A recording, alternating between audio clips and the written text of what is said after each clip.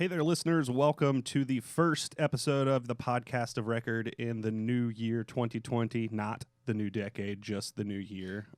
We touched on this, I think, before the end of last year, but just so we're clear, it's not a new decade. 2020 is the end of the decade, not the beginning of a new decade. No, it is a new decade. I wrote a different number on the last part of the year thing. Welcome back. We hope you enjoyed your holiday festivities. Thanks for coming back and spending some time with us after the new year. We've got a few stories in the marketing and advertising world to talk with you about today. As we do on this podcast. Joe, did you enjoy your holiday season? Yeah, it was good. Yeah. Yeah. Very interesting. I wouldn't say it was interesting by any means. Okay. We have a new person in the studio today. We do. Production assistant Max. So everyone give a nice digital wave to Max, new intern here. See, somebody at home's like, "Hey, Max!" I hope they are. But if you're driving while listening to the podcast, please don't take your hands off the wheel. Yeah. Arrive alive. So let's get started with our first story then today, which is going to be, it's an article out of Digiday, and I'll give you the topic first. The topic is going to be why serial projects are on the rise at agencies. So if you work in the advertising agency world or the creative agency world, you may be used to the agency of record concept. It's where this podcast got its name, obviously, the podcast of record. So a lot of agencies work in a retainer format, but what has come forth in the last few years is a lot more project-based Let's work. break down the business reasons. Go for it. Why? I mean, you're more in our company. You're more of the business front person. Why? Which is scary. Why is the agency of record retainer the favored way of doing business in the industry? I mean, I think it's pretty clear why it's the favored way, and that's because you're able to predict your revenue for the entire year. When you go into a relationship with a client, you can say they're going to pay this much a month. That's going to give us this baseline in revenue, and so you can interpret how many people you're going to hire to work on that account. It's a very stable way of doing business.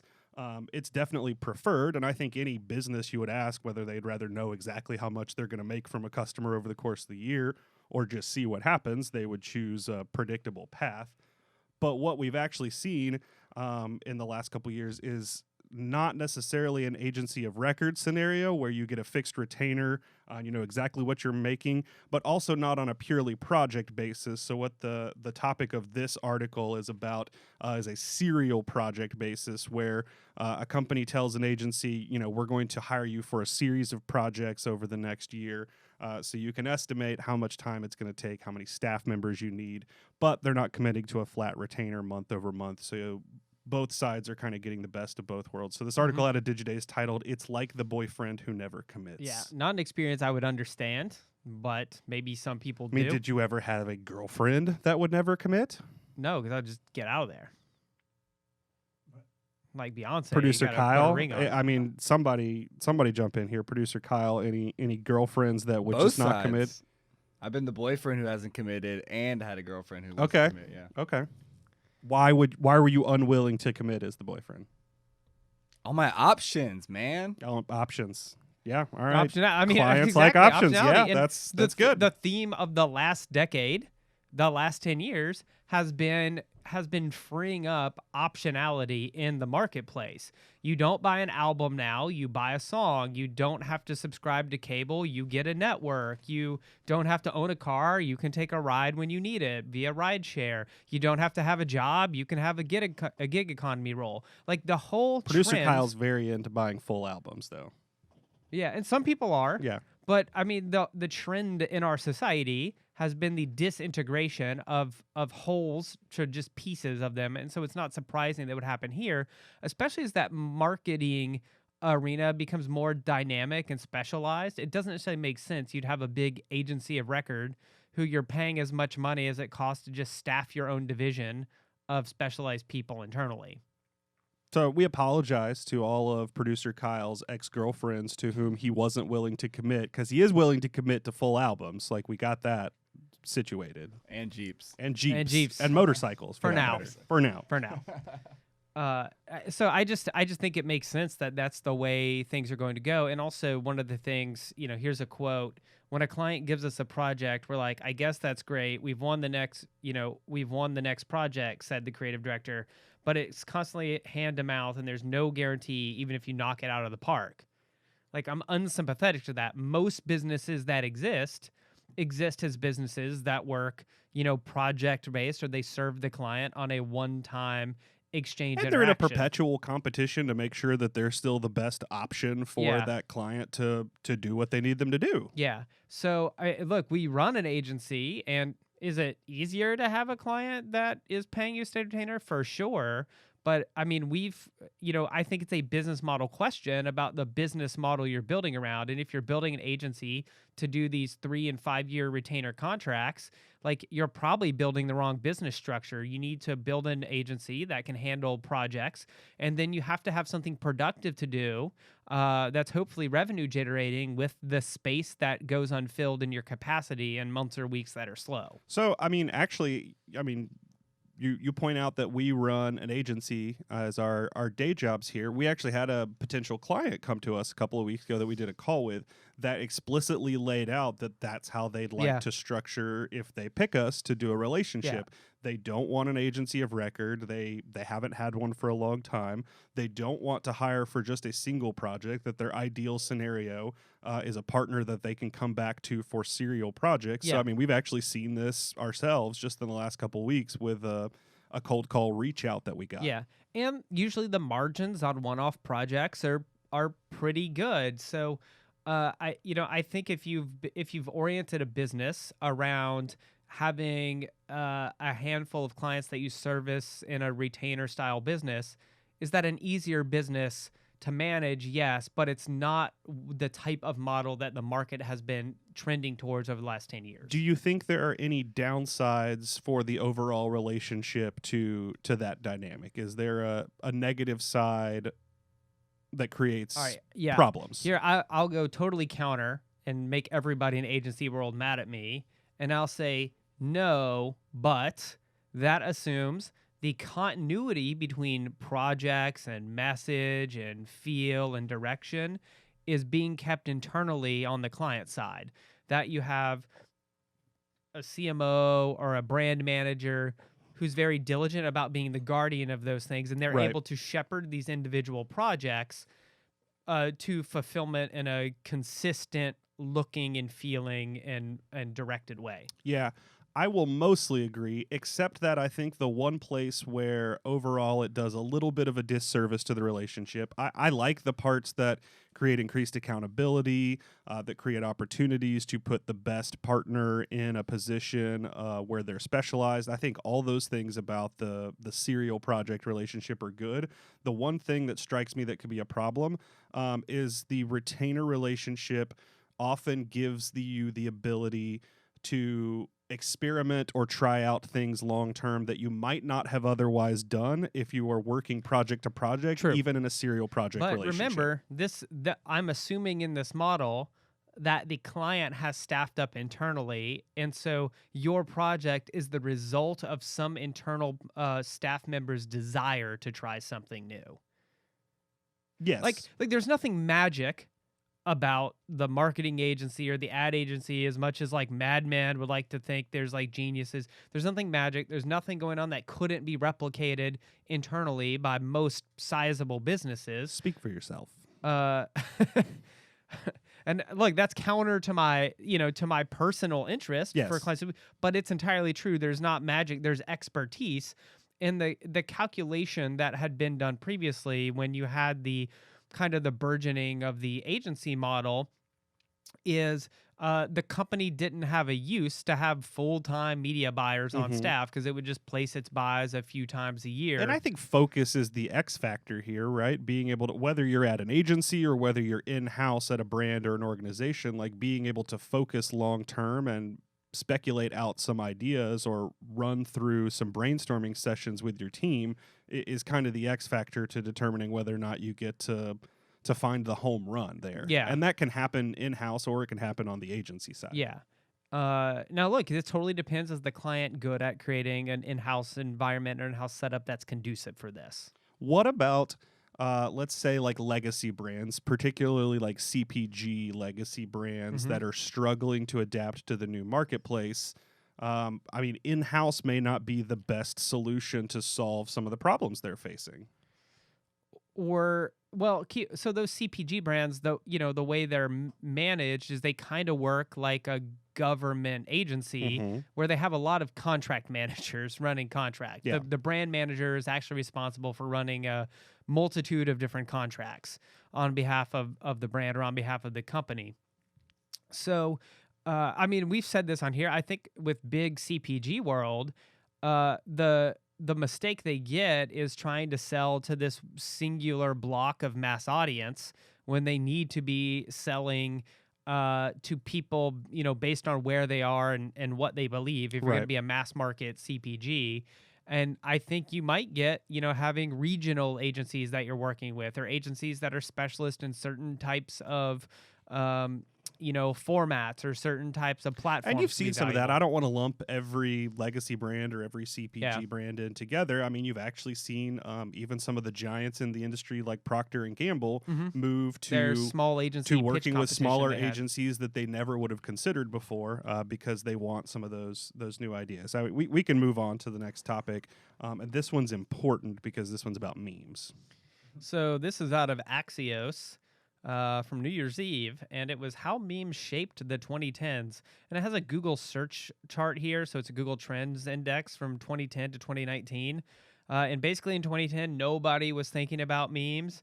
And then in about 2014, 2015, you have this run up through 2016 where memes just take off and are massive. And then peak memnity, I guess you would call it. It looks like it was like 2018, late 2018, when everybody was searching for memes. As evidenced by my Baby Yoda phone case. Obviously, you can't Yeah. see it if you're listening at home, but for anyone that's joining us on the video of this episode, they just got to look at my Baby Yoda phone case that I got at Disney World last year. One of the most important memes that we ended with 2019 with is a series of Baby Yoda. So it gives a list of some memes here. Take you through. Max, how old are you? 21. All right, you'll have some context. You never know. Some of these kids are like 12.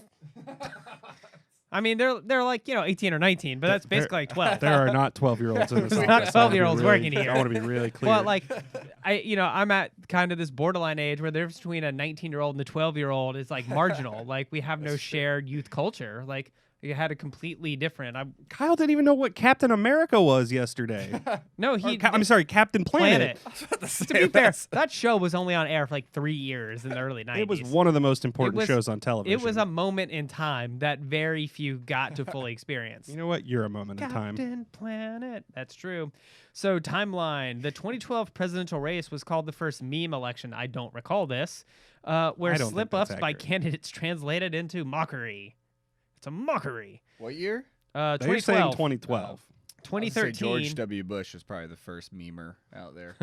I mean, the Mitt Romney stuff, like you Yeah. definitely like when he made the Oh, yeah. 1% comment. I mean, the problem is memes didn't. We can tie this into Instagram. Memes didn't really take off until Facebook helped. It was really Instagram that shot them into popular consciousness. 2013, the Harlem Shake took over, and then in 2013, we also had Doge or Doggy. How do you guys say it? Doge? I say No, it it's Doge. Doge, It's yeah. Doge, yeah. I Doge. knew exactly what you were talking about when you said that. I was kinda Very blue, surprised. many awesome.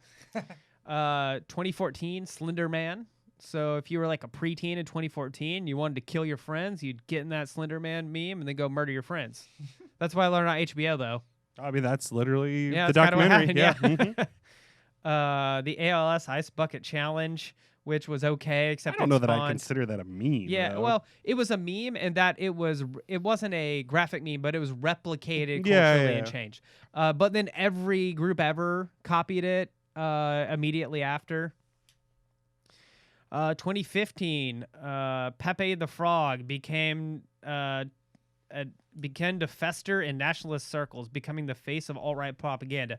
Now, I actually have a different memory of Pepe the Frog. I feel like that is a retrospective, that Pepe the Frog. Because, I mean, Kyle, were you old enough to be on the internet? Like, Pepe the Frog was just on, like, everything for a spell in 2014. Not just yeah, political yeah. stuff. And then the like white power people took I it thought over. it was like the universal troll thing. Yeah, it was just Yeah. all the Yeah. trolls Yeah, yeah. were like, Pepe, and that was just the troll but then thing. like the white nationalist groups like just kind of adopted But it. did and they? Or were they just using it like everybody else? I mean, and that's then, a good and question. then a reporter And was then like, the white nationalists now are all using the white this. nationalists are talking about Pepe I'm the just Frog. I mean, that's a dubious. good question. Everything I read that says like alt-right, I'm just dubious that it was like, was it their symbol or did or someone were they just see using were it because using the rest of Is it culture like, was using it's like it? if you saw a white supremacist wearing a North Face vest, we'd be like, oh, North White Face is supremacists wear white North man. Face. Yeah. Yeah. I mean, that would definitely happen. But like pre-2016, Pepe was just kind of everything, and not even just political stuff. But of course, because nobody in the media paid attention to the internet until early 2017, they just missed that. Newspapers are just now figuring it out. Yeah. 2016, memes surpassed Jesus in Google search interest. Gizmodo reported Jesus had previously been the most searched subject since 2011. I think the shocking thing about that one to me is that Jesus had been the most searched subject for the previous 5 years. I think it's harder than you think to be the most searched subject because you have to have something that is so commonly known that it has that volume to be the most searched thing. And it can't have like other sub searches. Yeah, it Like, can't has have to be- variations or it has to be Yeah. a single. I mean, but even that, like, people are just going to Google and typing in Jesus. Yeah. Like, that's still like kind of surprising to me.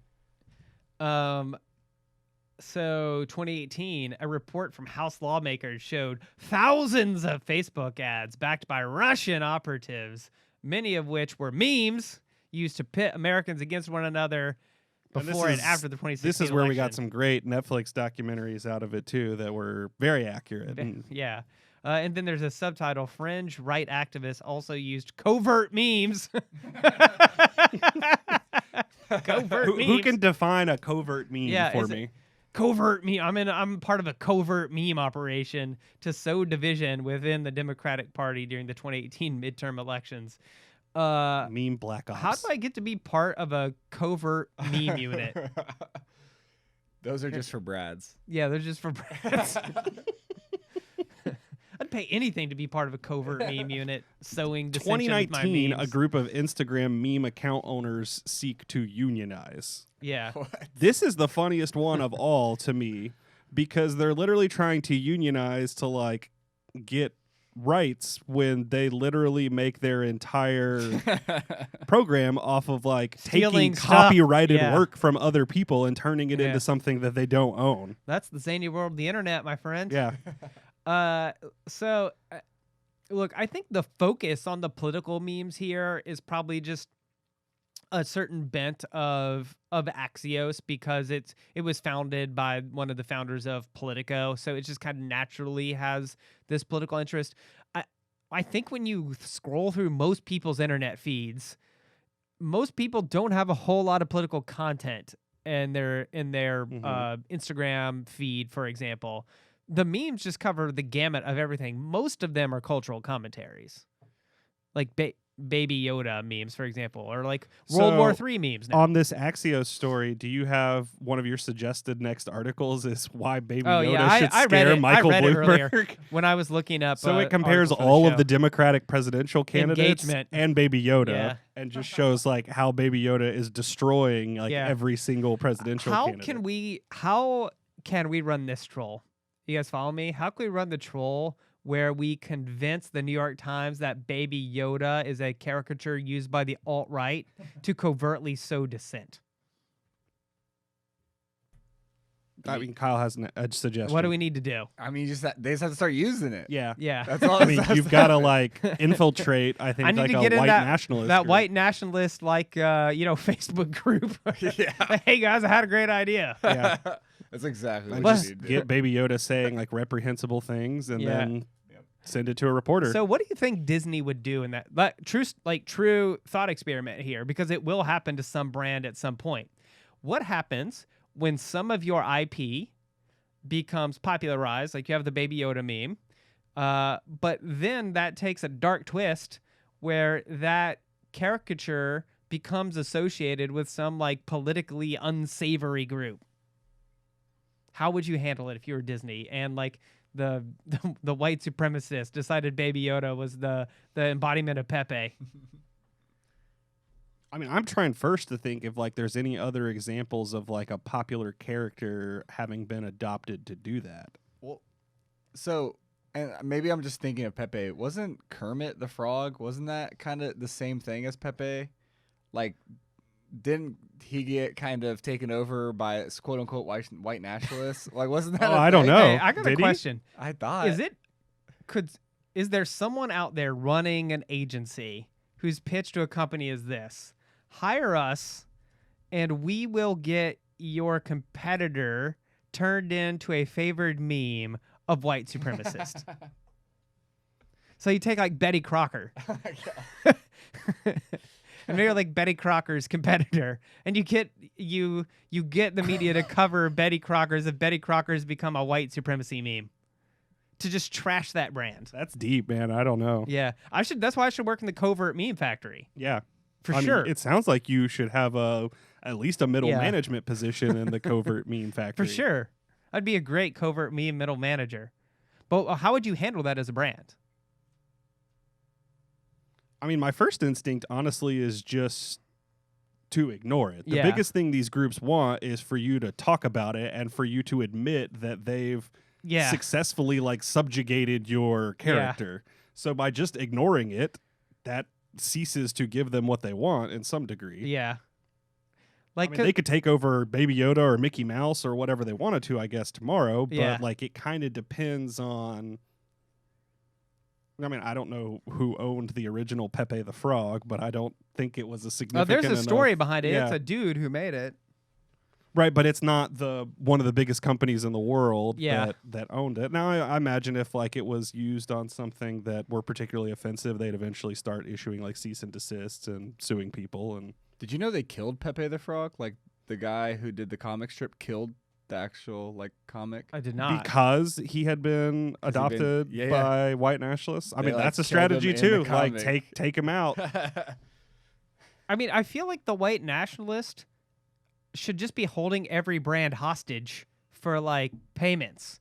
Like they sent, you have people will like get access to your computer and like make you pay to your hard drive. They'll be like, if you don't wire us $10,000 today, we're gonna taking start over using your yeah. brand as a meme. We're taking over a baby. That's a high level of organization. I'll give you that. Yeah. This is the type of first-rate consulting corporate America needs. Anyway, all right. What do you want to talk about?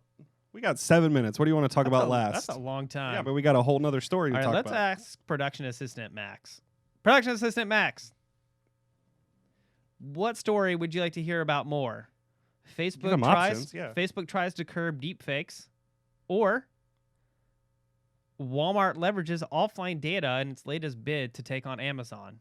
Yeah, deepfakes. I think that's a head-to-head. That's an easy choice to make. Yeah. First of all, love deep fakes. Have y'all seen those videos they do with like comedians? Yeah. They're hilarious. Yeah, let me, because I wrote about this in my email newsletter before the holidays. What I thought. What's your email newsletter, Joe? Oh, the download. How do you get access to the download? You go to our website, choosesds.com, and then there's a download, and then there's a subscribe button. Perfect. Uh, I'm trying to help you promote. but I just wrote my general thoughts on like election hacking, and one of those is I don't think deepfakes are going to work. Like, I think there's all this concern over deepfake video. If you really want to screw with people, you don't put out a deepfake video. You fake an audio recording that has somewhat bad quality where you can hardly tell if it's the real person's voice or not, and you leak that as if it was surreptitiously recorded. Like, you have to make it look like it was a secret to be believable. I mean, I actually think that deepfakes are going to affect it a little bit differently because I think it's going to be a lot easier now, especially if you're a politician or you're a celebrity or whatever, and there's a video of you just talking to camera and saying something that Yeah. is totally inappropriate. Even if that thing is real, it's going to be really easy now to just say like, oh, that was a deepfake Yeah. video that was made up of me, even if it's something like of Yeah. you in reality.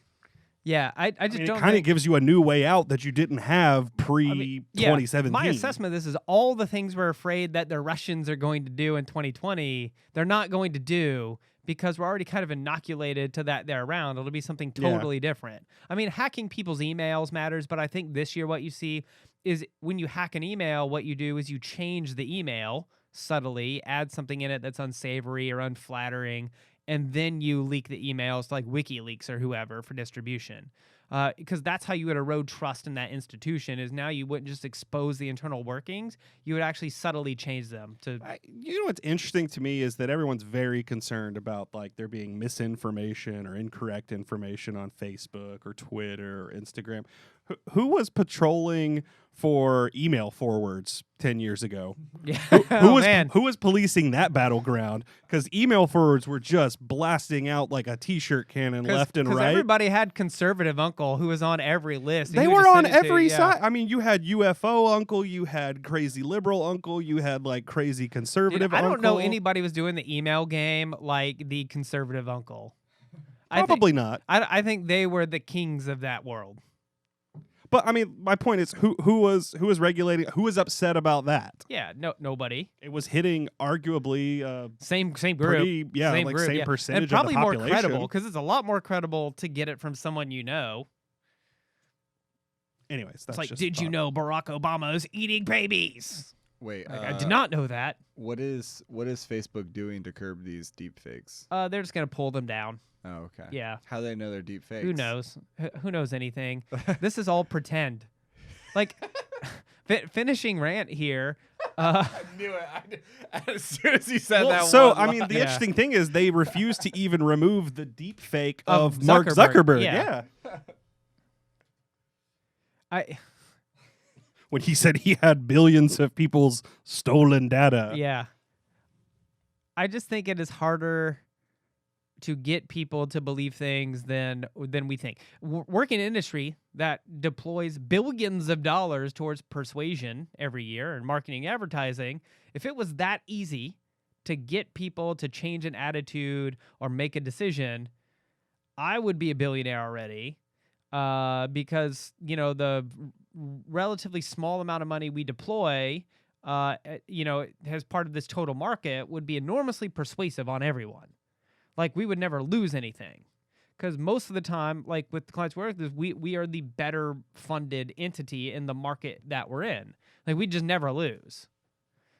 We'd always be getting market share, and that's not the case. Right. Like, it is very hard to change people's minds. It's hard to change people. It's easy to reinforce what they already believe. That's easy. That's effective. And that's a big fact that gets constantly missed when we're talking about some of the stuff that happened during the 2016 election is very few people's minds were changed as a result of anything they saw, true or false, online that year. And look, do you know anybody who in 2020 is either hardcore pro-Trump or hardcore anti-Trump now who's going to change their mind based on what they see on the Or internet? has even changed their mind since 2016. Or hasn't even changed their mind ever? Yeah. I mean, yes. Yes. Like, once you decide what team you're on, like, you're there. People don't change. Like, I don't think anyone would blame you if you dropped the Jaguars, though. yeah, good point. I mean, if you wanted to go to a better team, I mean, Kyle's a Bucks fan, and that's a whole different can of worms. But They're analogous. I'm a Titans fan. oh, you're a Titans fan now? Oh, you just Yeah. jumped Go- on up there go to Titans. Nashville? Yeah. Yeah, I'm just so tired of the Facebook stuff. I'm just You're sick similar of to my it. father-in-law who recently Yeah. dropped the Dolphins and became a San Francisco 49ers fan. Oh, that's extreme. Yeah. Well, at- coast, baby. When he did that, they were still the only unbeaten team Yeah. in the NFL. So, you know, just pick from the top. Yeah, he got tired of losing, so I wanted to get with a winner. Yep. That's what Ryan Tannehill said too about the Dolphins. Lose zero, get with a hero. Boom. All right, nobody's here for our sports commentary, sadly. That's a whole But nother it podcast. sounds like we could have a hell of a sports podcast, too. Yeah. On the topic Barstool of the might NFL, pick us up. What do you think was the biggest marketing advertising story out of this year's NFL season? I mean, it's still Colin Kaepernick. Yeah, Like, I mean, it's still, I mean, they don't want to admit he that. didn't go away till 4 weeks ago or so. I mean, he just came back. He's talking about Iran. Oh, is he? Yeah. He has opinions on the Iran shit going on. Sign him up He for his own hasn't gone show. anywhere. He need a podcast. Well, I mean, Nike just did a new they did a new ad with him, and they did sneakers. Is that what they did? Or a line of know. clothing? They just did a new project with Colin Kaepernick, so they're doubling down Rock there. on, Which Colin. if you've heard us talk about that before, you'll understand why that's really smart on Nike's part. Like, and really they're- smart on Colin Kaepernick's part. Like, I don't. Well, sure, yeah. I mean, but Colin Kaepernick's getting paid for it, so of course Yeah. it's smart on his part. His Oh, career yeah. as a political commentator will be much longer than his career, career ever as would an have been athlete. NFL I mean, player. 100%. Yeah. So of course he's I'd talking take about that move, Iran. yeah. He's got new Air Force Ones. Yeah, that's what it is. Rock on. Good job, Colin. Yeah, so I mean, he hasn't gone away. I mean, no one's signing him to be their quarterback, but Yeah. How does one of the guys that worked out with him got signed by an NFL team. Good for him, too. Yeah. Does that beeping noise mean we have to stop? What were you going to say, Kyle? I mean, it's just like I wish we had a stat on how many people have gotten shoes after them, and then compare it to like his level. Like most Nike, I mean, wouldn't you say most of them are like athletes or performers, like who have gotten shoes from Nike? yeah. Yeah. No, he is. I mean, he has he's- done a really good yeah. parlay for himself. Like, would he have liked to have played in the NFL a few years longer? Maybe, but like that's not a long term option. Like, there's very few Tom Brady's running around out there at 44 years old. So being able to parlay that into where he's a paid endorser, he's politically notable. I have to imagine by this point he's getting paid some honoraria to come speak at conferences and conventions and things like that. Like, that's a good way to make a living, especially if you are intensely convicted on those political stances. Yeah. Like that, like good for him. Agree. I mean, the interesting thing about shoes, and I mean, just even apparel in general, is we've seen them grow outside of just the traditional athlete marketplace. You know, Kanye West has the highest valued shoe deal in the history of the world with his brand of sneakers. So I mean, it's interesting that they're expanding beyond just the people who might need or want to wear these types of shoes in a game, in an athletic setting, and just how mainstream apparel has become in culture, that it's worth it to do endorsement deals Yeah. now that are totally unrelated to a specific game or with sports. Because not everybody likes sports. All right, I think we're over time. Yes. All right. Later, Gators. Thanks for joining us. First episode of the new year. We'll be back next week with the latest marketing advertising news. As always, we'd appreciate you jumping in your podcast app and giving us a rating or review. If you've got questions, ideas for topics on the show, shoot them on over to info@podcasterrecord.com. See you next week.